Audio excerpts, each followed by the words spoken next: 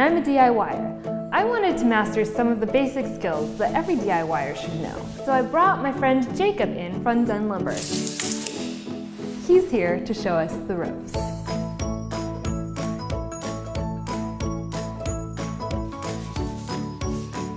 Sanding may be simple, but it's a super important step in any woodworking project. Sandpaper is categorized according to the number of abrasive particles per square inch of paper. The larger the number, the more particles there are, and the finer the paper is. The smaller the number, the rougher the sandpaper will be, and the more it will scrape off of the wood surface.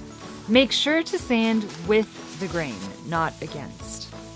You'll know you're done when it's smooth to the touch.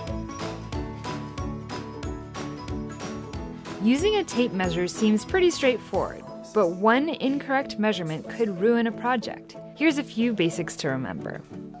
A typical tape measure is broken down into feet and inches, many even as precise as a 1/16th or a 32nd of an inch. Be sure to factor in the metal clip at the end of the tape. Some manufacturers account for this by loosening the clip, but check anyway. Just to be safe, you can use the burn an inch rule, where you start your measurement an inch into the tape. Just remember to subtract an inch after you measure. When working with wood, you'll often have to use a power drill to pre-drill screw holes. This prevents the wood from cracking and also gives a straight line for the screw to follow during assembly.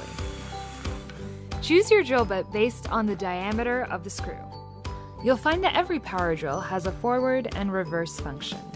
To attach the drill bit, run the drill in reverse, opening the chuck.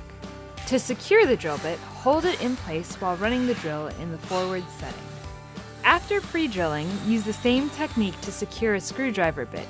We're using a Phillips head. Hold it firm and drive the screws home. So we are ready to stain our project.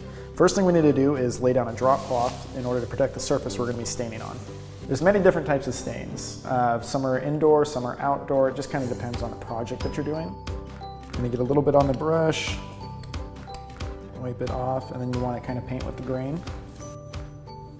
One thing you'll notice is we're kind of going one section at a time. The longer you let the stain soak in, the darker it's going to be. So you'll notice, even though we put the same amount of stain on for the same amount of time, the color is a little bit different.